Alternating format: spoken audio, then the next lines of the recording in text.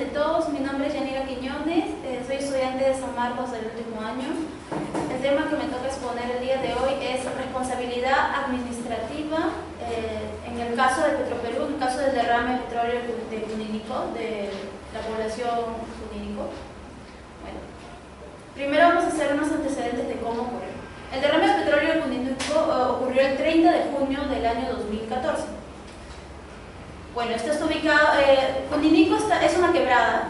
El derrame pasó en el río Marañón, en la quebrada de Puninico, cerca de la población de Puninico, justamente que tiene el nombre de esta quebrada.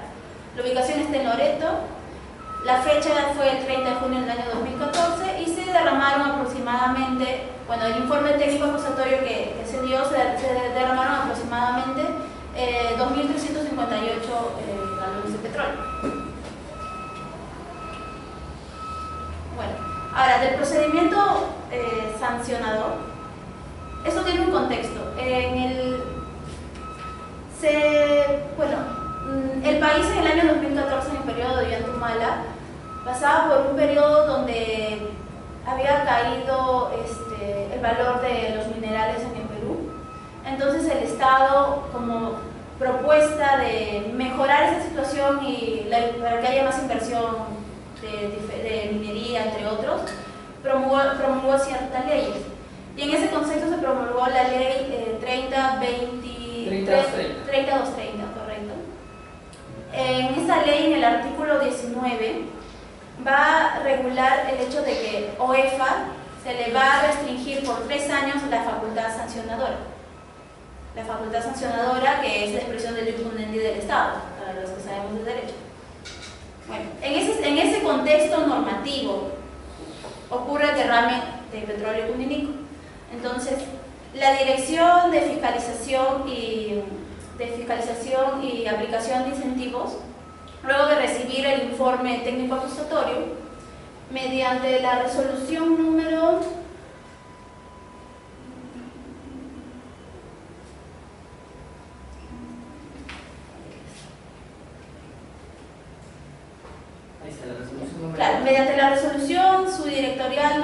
380/2014, formula los descargos de incumplimiento por parte de Petroperú. Este es el informe acusatorio, este es el expediente. El expediente es el expediente 1306-2014. Como sabemos, en el procedimiento sancionador de OEFA hay 2 instancias, que es la Dirección de Fiscalización y Aplicación de Incentivos, y como segunda instancia está el Tribunal Ambiental. Bueno, dentro del inicio del procedimiento, donde se van a imputar los cargos, que es mediante esta resolución, se establecen distintos hechos. Dentro de los principales que pude sacar de la resolución han sido los siguientes, ¿no? Son 3 hechos detectados. El primer hecho, se le imputa el cargo a Petroperú de haber incumplido lo establecido en su PAMA. Como todos sabemos, el PAMA se da dentro de la certificación ambiental, y en el PAMA están los compromisos de las empresas privadas, ¿no? de cumplir con los valores ambientales, de cumplir con el mantenimiento en este caso, como es transporte de crudo, de petróleo, también tienen su reglamento, entonces, de cumplir con ciertas medidas para no ocasionar un daño al ambiente. ¿Y por qué se dijo que no se había cumplido con el PAMA, que Petroperú no había cumplido con su PAMA? Porque no había realizado tanto las inspecciones internas y las inspecciones externas.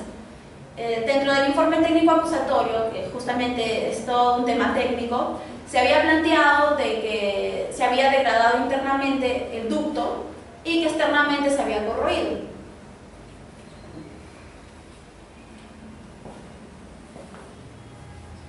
La segunda imputación que se le va a hacer a Petroperú es de que justamente al haber ocurrido el derrame de petróleo, no lo había detectado a tiempo, lo que provocó que se derramaran los 2.358 galones de petróleo. Por lo tanto, al no haber detectado a tiempo el derrame de petróleo, no activó su plan de acción, y por eso se le hace esta segunda imputación. Y 3, por el hecho de no haber cumplido con su PAMA, de haber adecuadamente, que no haya detectado a tiempo el derrame de petróleo, se le imputa el hecho de que haya causado el derrame, ¿no? Y con ello que haya afectado daño real a la flora, fauna y a la vida y la salud humana. Ahora, hay que recordar que en el procedimiento administrativo sancionador de OEFA y en el derecho en general existen tres tipos de responsabilidades, que es la responsabilidad civil, la responsabilidad administrativa y la responsabilidad penal. La importancia de determinar la responsabilidad administrativa por daño real a la flora, fauna y a la vida o salud humana es porque también vincula otros bienes jurídicos relevantes que debe resguardar el Estado.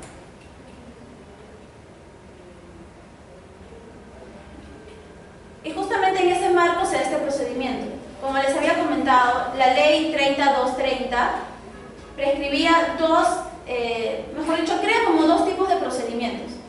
Que uno va a ser el procedimiento sancionador ordinario, en el cual si se determina una infracción, ¿no?, se puede imponer tanto una sanción y medida correctiva, y posteriormente, aparte de la sanción del 100%, si posteriormente tú incumples con la medida correctiva que se te va a imponer, se te aplica también una multa correctiva. Y va a existir otro procedimiento sancionador excepcional que se va a dar en los casos señalados por la ley, donde si existe responsabilidad administrativa, se te va a imponer la multa del 100%, perdón, se te va a imponer solo la medida correctiva, y posteriormente la multa correctiva si sigues incumpliendo. Se va aumentando la multa correctiva. Entonces, cuando la resolución 1340 pone los cargos de imputación contra Petroperú, lo que me pareció interesante es de que como es una pequeña recomendación, diciendo de que estos cargos y el tercer cargo, que es el daño real a la flora, fauna y a la salud humana, estaba dentro de uno de los preceptos de esta normativa, cuando te dice de que la OEFA podrá imponer tanto la multa, la sanción de multa, como la medida correctiva al mismo tiempo, si es que se ha causado daño real a la flora, fauna y a la salud humana, que es lo que trataba de demostrar OEFA. Sin embargo, posteriormente, bueno, este es el descargo de Petroperú. Bueno, ¿Petroperú qué alega? Petroperú alega de que el deterioro del ducto no se había dado por causas imputables a ellos, sino de que las personas o personas extrañas habían deteriorado el ducto, lo que había ocasionado que se derrame el petróleo. Eso es lo principal que dice Petroperú. Luego también justifica que hay un problema de competencia entre OSIRREMIN y OEFA, puesto que OEFA hace un análisis técnico respecto al tratamiento del ducto.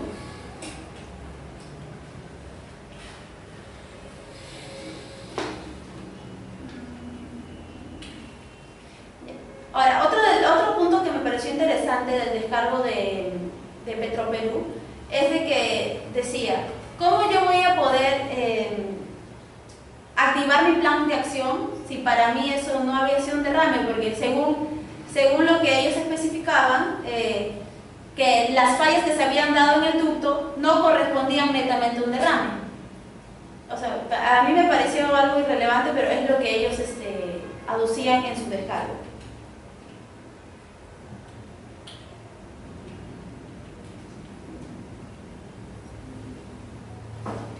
Luego, en el procedimiento administrativo, mediante la resolución subdirectorial 1306-2014, ahí recién se declara la responsabilidad administrativa de Petroperú. Y se le declara la responsabilidad administrativa por esos tres cargos que se habían planteado, ¿no? El incumplimiento de su PAMA, el no haber detectado a tiempo el derrame y no activar su plan de acción.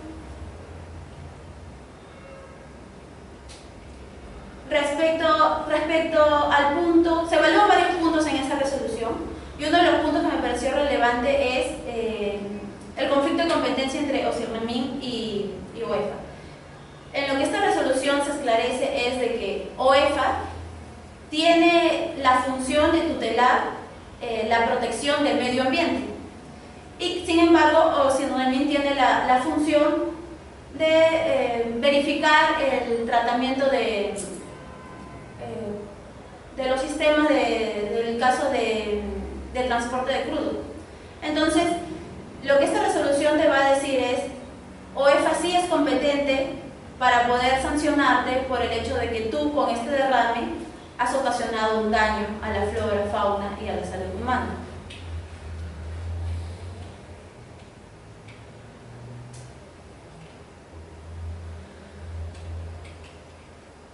Otra cuestión que me pareció importante en el tema del PAMA es de que el PAMA, en Petroperú había realizado su última inspección en el año 1999.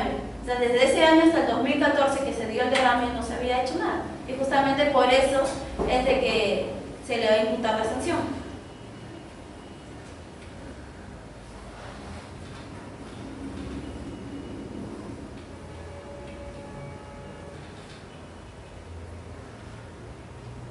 Bueno, y ahora sí, en el caso en concreto,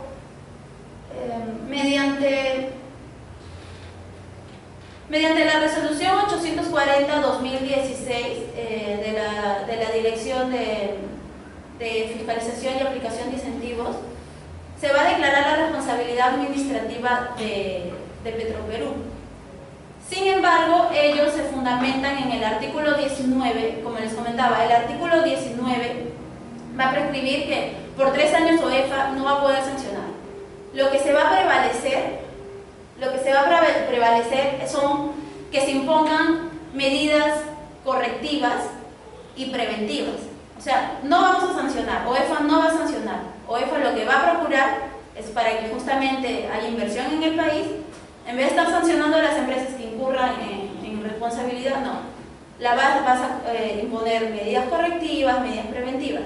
Y justamente en este procedimiento se le declara la responsabilidad administrativa a Petroperú por haber derramado esa cantidad de petróleo y se le impone medidas correctivas. Se le impone 2 medidas correctivas, que uno va a ser tratar de recuperar el ambiente, activar el plan que tenía en su PAMA para reestructurar el medio ambiente, y otro que va a ser realizar canales de comunicación con la comunidad cuninico para que puedan ellos conocer el daño real que se había causado al medio ambiente. Sin embargo, Petroperú tampoco lo va a cumplir, y justamente por ese motivo se van a emitir 2 resoluciones en las cuales se les van a sancionar. Se va a emitir la resolución directorial número 878-2016 el 24 de junio del 2016 y se le va a sancionar con 10 millones de soles por haber incumplido la medida correctiva número 1, que es no remediar las zonas impactadas según lo estipulado por su PAMA, y posteriormente el 28 de agosto del 2016 se va a emitir la resolución directorial número 1283-2016, donde se le va a imputar con 53.555 unidades impositivas tributarias por haber incumplido la segunda medida correctiva, que es no haber establecido canales de comunicación con la comunidad nativa de Cuninico y otras afectadas. Bueno,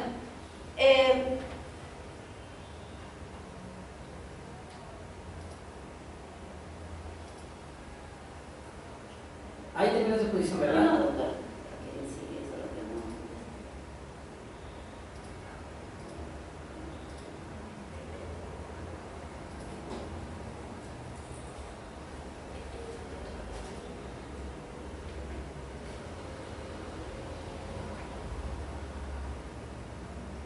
Ya. Justo, ¿por qué se le va a sancionar por la medida número 1, que es la medida correctiva de remediar las zonas impactadas a través del PAMA? Porque se había establecido un cronograma, se le había dado fechas, que son justamente las fechas que están ahí detalladas, y que Petroperú, al tener que haber emitido los informes y los reportes a la Dirección de Fiscalización y Aplicación de Incentivos, no lo hizo. Y si lo hizo, la información que había remitido no constataba que realmente esté cumpliendo esas acciones. Y justamente es aquí el comentario, ¿no? A cómo el Estado peruano limita justamente un organismo del Estado que se supone que tiene que sancionar a una empresa privada, o en este caso, que es el Estado haciendo facultades de una empresa privada, donde no lo sanciona, o sea, no va, le declara la responsabilidad administrativa, pero no lo va a sancionar simplemente por querer invertir, por querer procurar la inversión en el país. Y como les había comentado, se van a dictar simplemente medidas correctivas, pero lo que se dio en la realidad es de que las medidas correctivas tampoco se llegaban a cumplir, y después de eso se aplicaban las multas correctivas. ¿Y cuál es la diferencia que yo he podido ver en el reglamento anterior? Bueno, el reglamento anterior de UEFA, que es el reglamento del 2012, 7/2012, prescribía las medidas correctivas, pero de manera excepcional. Sin embargo, con esta ley, que es la ley 30.230, y con el artículo 19, restringe las medidas correctivas a su estado excepcional, y a lo que pones como estado excepcional es a las sanciones en sí. O sea, te declaro responsable, pero ya no te puedo sancionar. O sea, ya la sanción administrativa ya es excepcional. Y lo que es algo ordinario vendrían a ser las medidas correctivas, que en el antiguo reglamento no se daban. Entonces, si se supone que una sanción, que es la expresión de un organismo del Estado para sancionar una conducta que está yendo en contra de la ley o de las reglas, si se supone que, como les comento, que una sanción es eso, ¿no? También tiene un carácter preventivo, porque aplicando una sanción, lo que tú buscas es de que el infractor no vuelva a incurrir en la misma inconducta. Sin embargo, el Estado no lo hacía, justamente por restricción de esta ley, que al final el artículo 19 fue derogado. Entonces, pues ahora lo que tenemos en el nuevo reglamento, que es el reglamento 27/2017, y con la modificación del reglamento general del procedimiento administrativo, lo que se ha hecho es implementar eximientes de responsabilidad, que significan que lo que he podido apreciar es casi lo mismo. Porque en las medidas correctivas, si tú llegas a cumplir las medidas correctivas, si las cumples, ya no se te inicia un procedimiento sancionador. Si las cumples, ya no se te inicia un procedimiento sancionador y se archiva el procedimiento. Entonces, lo que ahora he podido comparar con el nuevo reglamento es de que con estos eximientes de responsabilidad, si tú asumes la responsabilidad antes de iniciar el procedimiento sancionador,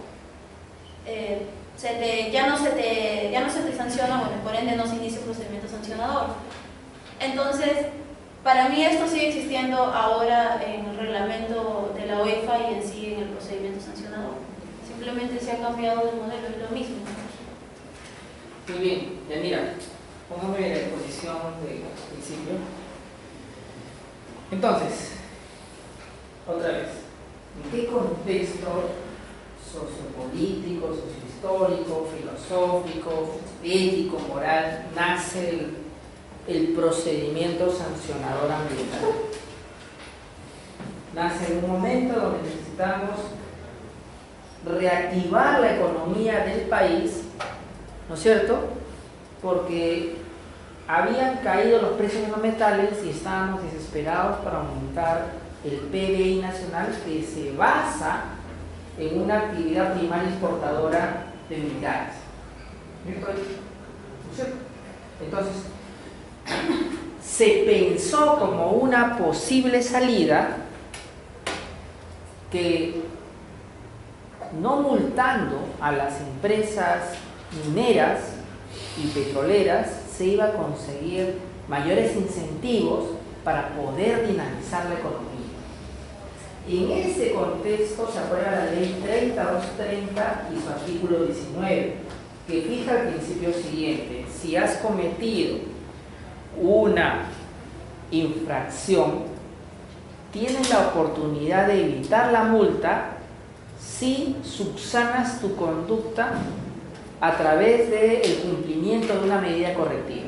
De hacerlo, por ejemplo, informando adecuadamente a la comunidad nativa que ha sido contaminada, limpiando el lugar, el objeto de derrame, se archiva el procedimiento y no hay multa. ¿Sí? Entonces, lo que está generando este procedimiento administrativo es el ahorro del agente infractor del pago de la multa que hubiera pagado si es que hubiera estado en un estado natural de la cuestión, como cuando yo me paso la luz roja y me ponen mi papeleta y tengo que pagarlo, ¿no, López? No me dicen, no, pase nomás, usted acá está con Dani es mi amigo y no pasa nada. No, la próxima vez no lo vuelvo a hacer, a la próxima le pongo. No, así no funciona. Me la ponen la multa, dice con Dani, con Rubén, con López, no importa, igualito me la ponen porque tienen que desincentivar mi conducta de pasarme la luz roja, ¿no es cierto? Si no me la ponen, yo he ahorrado el costo del pago de una multa que era desincentivadora, porque mi conducta tenía un costo económico.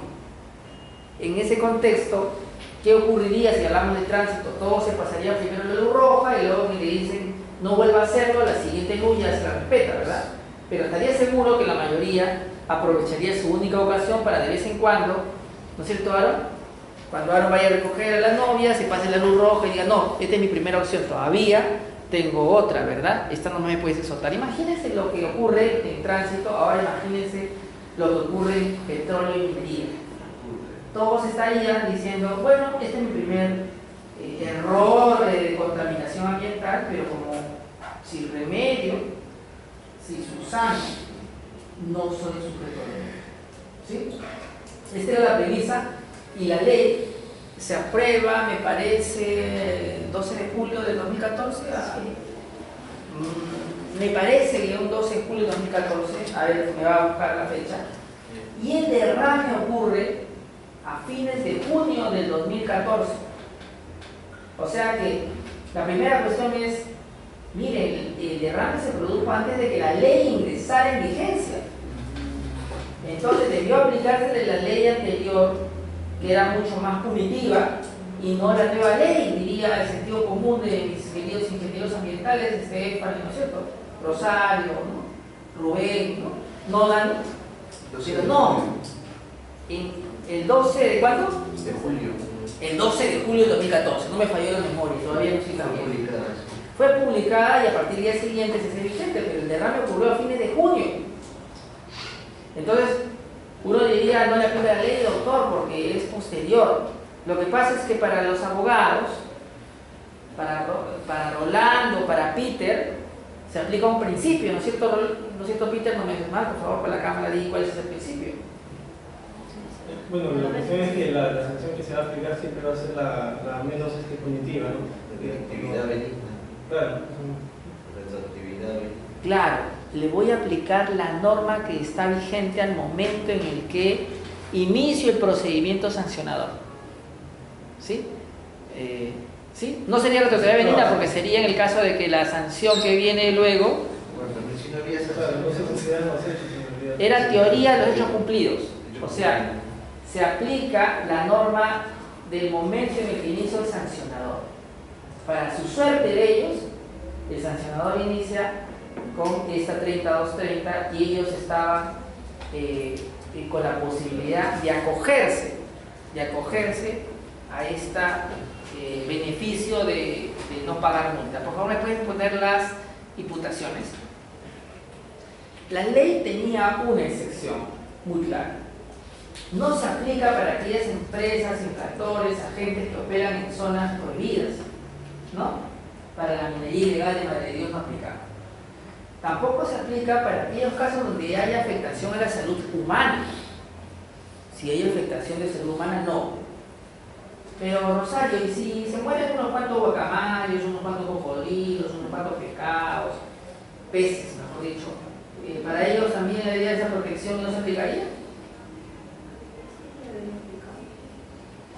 La respuesta es que si son diversidad biológica la afectada, no se aplica la prohibición de no aplicar el procedimiento excepcional, sino no les importa.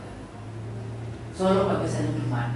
Ahí hay un tema ético, ¿no? Por eso le decía, eso revela que el procedimiento sancionador excepcional que crea el artículo 19 de la ley 3230 literalmente desprecia, éticamente hablando, a la diversidad biológica y valora mucho más la salud humana, lo cual es mal que valore la salud humana, pero que desprecia la diversidad biológica y la contaminación de recursos hídricos, entre otros, no resulta algo que sea de alguna forma éticamente hablando defendible.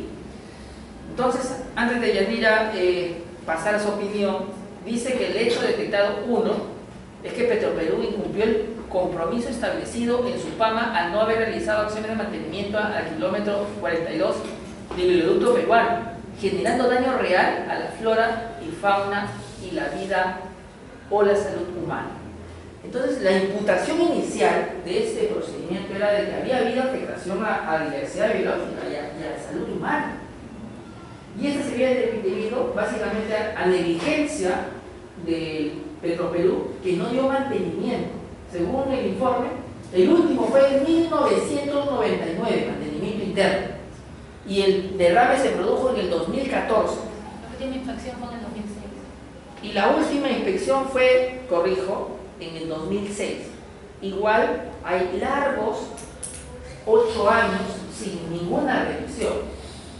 Entonces, ¿cuál era la explicación de Petroperú? Vino un tercero y lo rompió. Ok, pero hace 8 años no ves tu ducto, o sea, ni siquiera lo cuidas, le da mantenimiento, y lo más probable es que después de 8 años que no has dado mantenimiento y el ducto tiene más de 40, se puede haber roto por falta de mantenimiento, ¿no es cierto? Yo cuando mi auto no le hago mantenimiento, se me sale una rueda, ¿no? Porque tengo que darle mantenimiento, ¿no es cierto? No es que dura para siempre, ¿no es cierto? Entonces, igual es esto.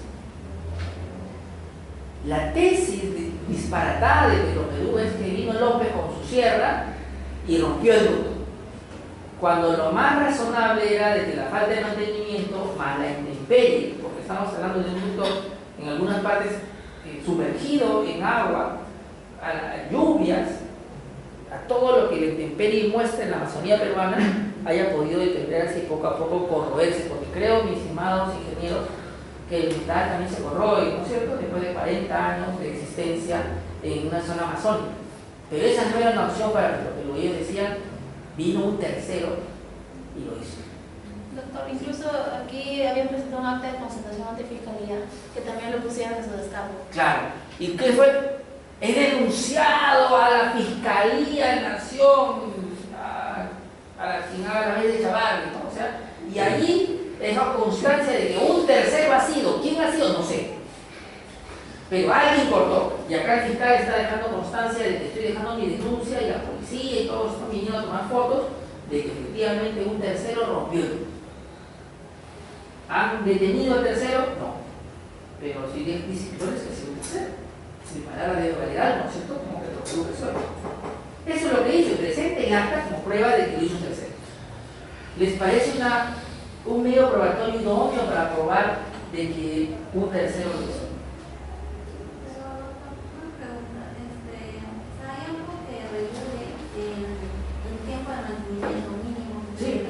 Está en el PAMA. Entonces, sí se podría aplicar, podría decir que ellos están incumpliendo. Justamente le dijeron que su PAMA no lo hizo bien.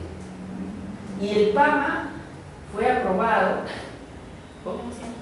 en 1995, de acuerdo a la norma que le gusta tanto a su compañero Dani, que siempre anda con su reglamento de protección ambiental y su reglamento de la Ley del Sistema Nacional de Evaluación de Impacto Ambiental. Cada cuando se actualiza un instrumento ambiental. 5 años. ¿Cuántos años habían pasado desde 1995 al 2014? 19 años y sin actualizar. O sea, ni siquiera estamos hablando de que incumplió no solo la obligación del PAMA, sino incumplió cumplió la propia obligación de actualizar. O sea, por todos lados estaba complicado, pero él decía que López y sus amigos habían venido a cortar el ducto y ya lo denunció, y ya agarraron a todos sus amiguitos sanmarquinos ahí que estaban andando por ahí de base. Eso era más verosímil para él que mirar a un PAMA que tenía 19 años de vencido, que tenía que haber sido actualizado, y segundo, de darse cuenta de que el mantenimiento, el último que le dio fue en el año 2006. Bueno, en sí el último mantenimiento que le dio fue en 1999, pero OEFA fue a fiscalizar, la última fiscalización que se hizo fue en el Yo no 2006. contemos la de 2006 porque la de 2006 es la supervisión de OEFA, pero la de ellos es del 99, o sea, es más escandaloso. Estamos hablando de que casi 14 años no habían ido y OEFA había ido por ellos, o sea, no es que OEFA ya fue en 2006, o sea, ¿para qué ir nosotros? No es que es por responsabilidad de OEFA no se OEFA. crea en 2008. OEFA se crea después. Sí, pero no importa, pudo ser los también el que iba, ¿no es cierto? No necesariamente OEFA, por favor, no me malas marcos. Pero no importa, sea que sea Ocinermin o sea que vaya OEFA en el 2006, quien debió ir, ¿quién era? Petroperú. Y no el órgano supervisor ambiental. Ahí está la crítica. El 99 fue la última que fuiste y el Estado fue después. Entonces ahí hay un tema interesante de falta de coherencia en el argumento y también un tema de falta de ética, porque yo creo que aquí uno debería decir, independientemente de responsabilidad administrativa, éticamente no es sostenible de que tú no hayas actualizado tu PAMA y éticamente no es sostenible de que tu última revisión fue en el 99. Ya, eso es independientemente de lo legal, que también es ilegal, ¿cierto? Pero uno tiene que partir del plano ético. Y si ya no es ético, probablemente sea ilegal. Una pregunta. Vamos a cerrar con los cargos. A ver, no se escapen los cargos. Doctora, ya se está escapando los cargos. Esto es lo que decía el informe, este es lo que decía el informe acusatorio. Acuérdense que esto es como una, hace las veces del informe acusatorio de un fiscal que te acusa, ¿sí? Y que no necesariamente es lo que se va a traducir en la resolución final, pero es lo que inicialmente se planteó. O sea, quienes fueron a supervisar el lugar dijeron: aquí hay daño a la salud humana, aquí hay daño a los animales. Y esto se ha debido a que no, el anterior, que no, no es esto, que no se hicieron labores de mantenimiento de acuerdo al PAMA. Esa es la primera imputación. Y la siguiente imputación detectada, la imputación 2, es Petroperú no detectó y por tanto no controló a tiempo el derrame ocurrido en el kilómetro 42 del tramo 1 del oleoducto petroperuano, generando daño real a la flora, fauna y a la vida y a la salud humana. O sea, me estás diciendo que cuando se derramó el petróleo tú ni te diste cuenta. Que lo que ocurrió fue que un indígena, cuando vio su río contaminado, que fue el indígena Galo que está ahí citado, oye, mira, creo que hace 2 días se rompió tu ducto porque ahí está saliendo petróleo. Tú no tenías mecanismos de seguridad para darte cuenta de que 2.500 barriles de petróleo se arrojaron al río. ¿Eso les parece a ustedes éticamente correcto? Que alguien no se dé cuenta de que 2.500 barriles de petróleo se fueron al río y ellos ni cuenta. Y imaginemos, López, que ya, usted y su compañerito vinieron y rompieron el ducto. ¿No es cierto? ¿No es cierto? Pero, y la otra responsabilidad de darse cuenta que se estaba haciendo el petróleo no les es imputable también. Aún ni el caso de que el ducto sea roto por manos de terceros, no te salvas de haber reaccionado 2.500 barriles de petróleo después. ¿No es cierto? Esa es la otra responsabilidad que le imputan. Acá está clarita, que generó daño real a la flora, fauna y a la vida o salud humana. De acuerdo, y ahí vamos a mirar, a estas imputaciones no entraban en el artículo 19 de la 3230 porque el artículo 19 prohibía el ingreso a este sancionador ambiental excepcional cuando había daño a la salud humana, por lo menos de la acusación de la acusación, que no necesariamente se va a redundar en la resolución final, aparecían cargos más severos que impedían que entre al artículo 19. Seguramente la defensa de Petroperú esquivó esto del daño a la salud humana. Sí, justamente la resolución ya que declara la responsabilidad administrativa de Petroperú y pone como medida la medida correctiva, había recibido un informe de la Dirección de Fiscalización y 2 informes técnicos en el cual no pueden sustentar el daño real, porque eso es lo que te pide la norma, el daño real, porque Petroperú decía que no había un daño real, porque OEFA no contaba con los medios técnicos para poder probar ese daño real. Y ahí queremos entrar en un tema capital que acabamos de tocar. Petroperú alegó que OEFA no había podido probar la afectación real a la salud humana. Los animales no importa que se mueran, porque la norma permitía que aunque mates animales producto de tu infracción no pasaba nada, pero salud humana no te lo perdonaba. Pero ¿cómo midió la salud humana OEFA? Salud física, nada más. O sea, lo que se discutió y lo que discutió Petroperú es que no habían enfermos. ¿Entienden? No había gente que se podía probar que la enfermedad que tiene es producto del derrame de petróleo producido en la zona. Y claro, eso es muy difícil de probar, porque una diarrea, una náusea, un dolor de cabeza te da no solamente por tragar petróleo del agua, sino por otras muchas cosas. O sea, multifactorial los síntomas que tenían las personas. Y era complicadísimo probar que fue por eso, aunque era obvio que era por eso. ¿No es cierto? ¿No es cierto, Dani? Ese fue el escenario, ¿no es cierto? Ese fue el escenario. Entonces, no obstante que teníamos toda la evidencia y sensación de que eso fue así, no se pudo probar. De allí que cuando ingresa un tercero interesado que le gusta mucho a su compañero Orlando Islas al nuevo procedimiento sancionador ambiental que se le hace a Petroperú por el derrame de petróleo de Cherepi Morona, que fue en el 2016, nosotros abrimos la cancha y decimos, rijámonos a lo que dice el Organismo Mundial de la Salud, que no solamente habla de bienestar físico, bienestar mental, sino bienestar social. Y en el bienestar social eso es mucho más fácil de probar, porque simplemente veo, oye mira, no pueden pescar porque no hay peces, no pueden bañarse en el río porque está contaminado de petróleo, tienen miedo de bañarse porque estuvo contaminado el río y no saben si todavía sigue contaminado, que tú les digas que no pasa nada, ¿no es cierto? Entonces, en la resolución del caso siguiente, sí no pudo hacer nada Petroperú porque se alegó bienestar social. Aquí se salvó, porque obviamente lo que quería que entendamos todos por salud es la salud física, ¿no? ¿Por qué fue la diarrea? ¿Por qué fue el dolor de cabeza? ¿Por qué fue el aborto? ¿Por qué fue? Etcétera. Y eso es bien. Pero el bienestar social viene un antropólogo y te lo prueba. O te tomas testimonio de las comunidades, de sus individuos y te lo prueba.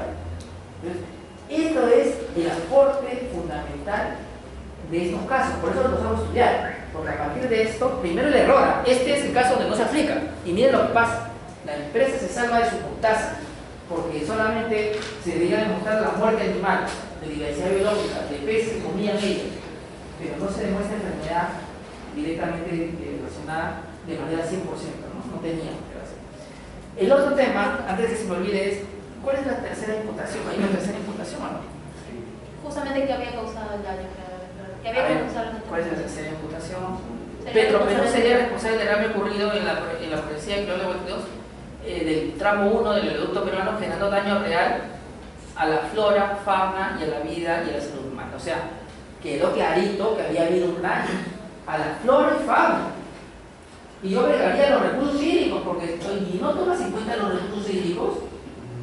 No, la calidad del recurso hídrico no lo veo, pero si has matado especies, también debió ser protegida, ¿no? Entonces acá, mi estimado Peter, nuestro sancionador, como que no toma en cuenta que también hay una afectación de recurso natural. No, es que eso lo ve el ANA y ahí nos complicamos.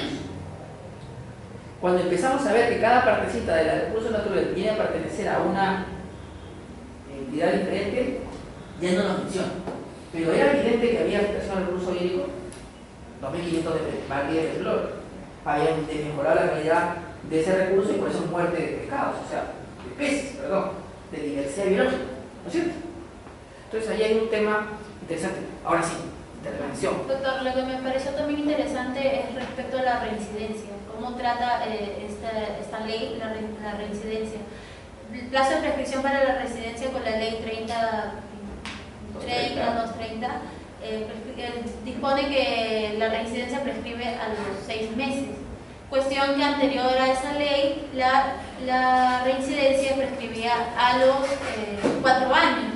O sea, ¿qué sucede con qué pasa? O sea, si tú a los 6 meses ya prescribió la reincidencia que has tenido, quiere decir que con esta ley de nuevo se te tendría que iniciar un procedimiento, resolver que tienes responsabilidad y puedes acceder al 50% de disminución de tu multa, porque justamente la medida correctiva que se le impone a Petroperú, al no poder demostrar el daño real, es simplemente imponer la medida correctiva, y la medida correctiva se sanciona con multa de solo el 50% de la multa que podría imponerse, ¿no?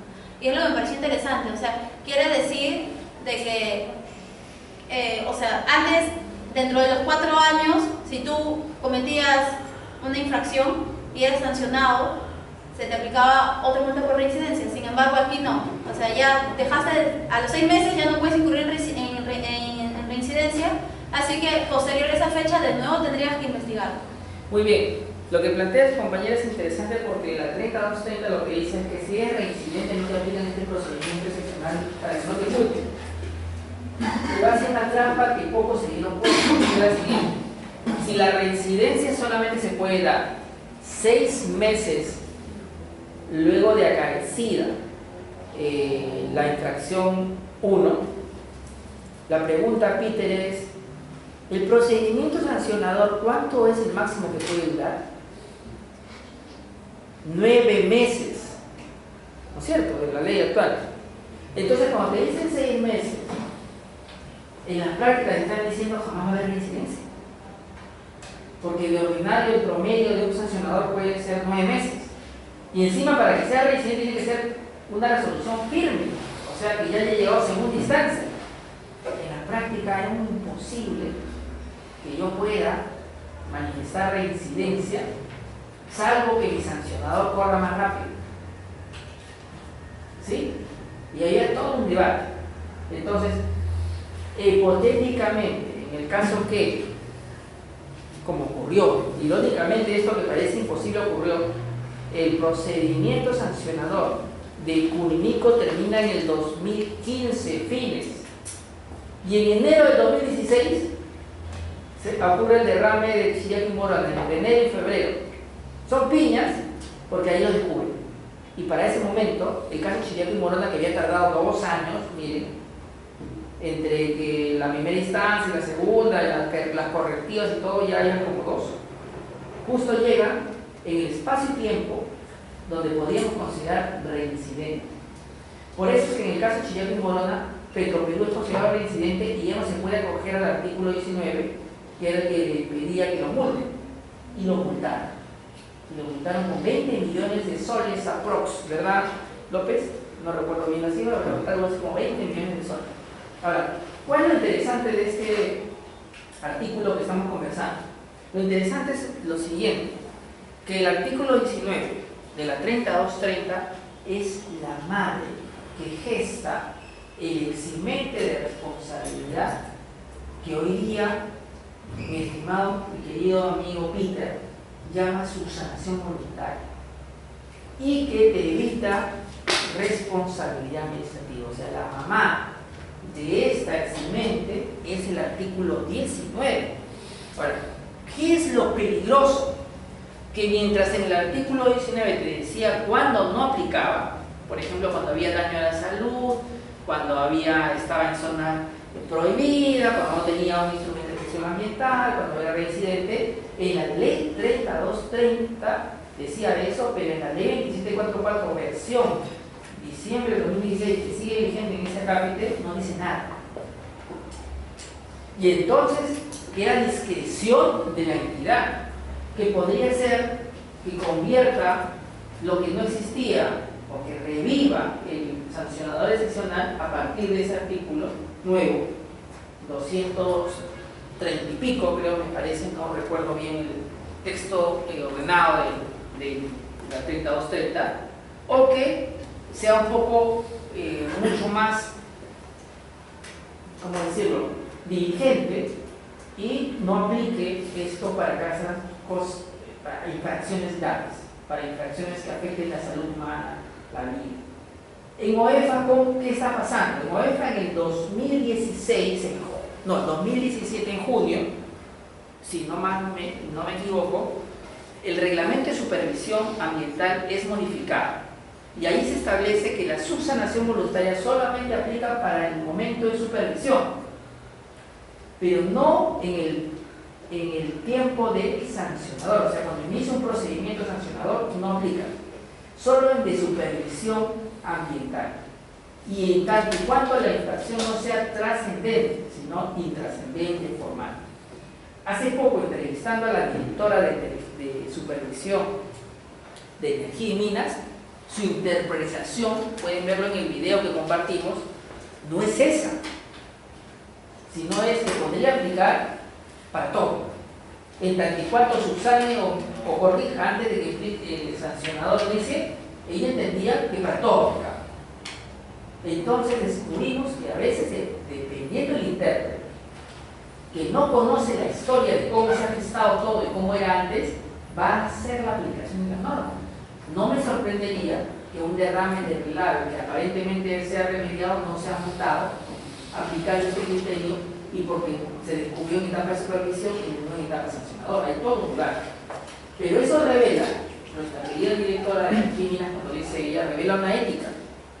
Y la ética es: la economía es primero, dinamicemos los proyectos de inversión y el ambiente debe ser sacrificado en pos del desarrollo del empleo. Esta es un poco la mirada, que no digo que sea, digamos,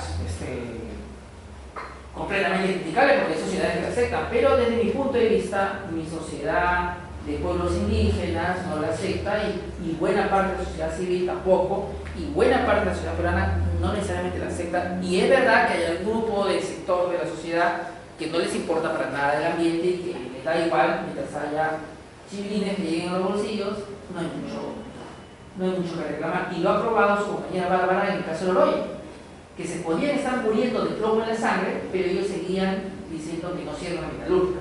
O sea, que tampoco hay que desconocer que hay otro pensamiento que no está tan consciente de los impactos al ambiente y de lo que va a generar en el futuro para el cambio climático que se nos avecina ya de manera inmisericordia en el 2030, donde ojalá sus hijos y nietos les haya tocado un país no tan malo como el que se aspira, si es que no hemos tomado las correctivas hoy día, ¿no, Dani? Esa es un poco la mirada. Una última opinión de Anira, un último comentario. Bueno, en general, que antes de promulgarse esta ley para poder promover la inversión en el Perú, existían ya las medidas correctivas, pero las medidas correctivas tenían un carácter excepcional, tanto como las medidas cautelares, las medidas previsionales. Sin embargo, con la aplicación de esta ley, no. El dictado de las medidas correctivas son de carácter ordinario. Y la sanción administrativa va a volverse de carácter excepcional, lo que debería ser caso contrario, porque se supone que una sanción administrativa lo que busca al fin es prevenir una conducta infractora. O sea, en sí una sanción administrativa también tiene una medida de prevención por sí. Entonces, lo que interpretan sus compañeras son tres momentos diferentes. El primer momento es un sancionador de OEFA que no le importaba tanto la recuperación del ambiente como la multa al infractor. Entonces la medida cautelar y la correctiva era excepcional, pero la multa era sí o sí. De ese sistema represivo pasamos a un procedimiento sancionador en 2014 donde hay que remediar el ambiente, hay que resolver los impactos que ha generado la infracción, y la multa y su capacidad disuasiva, quitándole el beneficio económico que había ganado ilícitamente el agente, no era importante. ¿Sí? Y de esos dos modelos venimos al modelo actual. El modelo actual es un modelo más equilibrado, donde dice la multa se va a aplicar sí o sí, sin descuentos. Y las medidas correctivas también no van a ser excepcionales, ni las cautelares, ni las preventivas, ni los mandatos de particulares, sino van a ser parte del procedimiento, no constituyendo sanción, porque es una forma de reparar, restaurar o prevenir un daño. Entonces pasamos de dos modelos que son absolutamente opuestos a un modelo que yo llamo un poco más reconciliador y restaurador, donde el principio es que el sancionador debe proteger el ambiente y la salud humana. Eso es lo que debe proteger el sancionador ambiental de OEFA, y así lo plantea en su norma que la construye, y a partir de ahí hace un equilibrio, ¿no? Este es un poco el estado actual de las cosas. ¿Cómo será su práctica? ¿Cómo será su eficacia o su interpretación de las normas? Lo veremos en los próximos 2 años, pero ya vemos que hay discrepancia, como ya les he dicho, entre, por ejemplo, la dirección de supervisión de actividades productivas. Dice que solamente se aplica asociación voluntaria para actividades no trascendentes, formales, mientras la dirección de energía y minas, que ve el tema de minas, petróleo, dice que podría aplicarse para trascendentes en tanto y cuanto sea la subsanación, la remediación, la correctiva, antes de sancionador. Dos miradas diferentes y la misma norma. ¿Qué cambia? El intérprete. Entonces dependerá la vivencia de valores éticos, morales, filosóficos, y de dónde han bebido jurídicamente hablando y de qué universidad viene también para poder interpretar la norma. No debería haber tanta discrecionalidad, estoy totalmente de acuerdo, pero hoy día no existe. ¿Cómo puedo corregir eso? Es una tarea pendiente, ¿no? Es una tarea pendiente tanto de debate, tanto de impugnación de resoluciones que tengan un criterio que no favorezca la protección del ambiente, y tanto también de hacer entender a las direcciones que están aplicando eso que deben uniformizar criterios, pero a favor del ambiente y de la salud humana, no en contra. Yo les invito a leer el video de la directora de Energía y Minas de OEFA, llamada Supuestos de subsanación voluntaria. Lo colgué hace 1 semana y media, una cosa así. 2 semanas, ¿sí? Supuestos de subsanación voluntaria. ¿Sí? Y vean también el video de la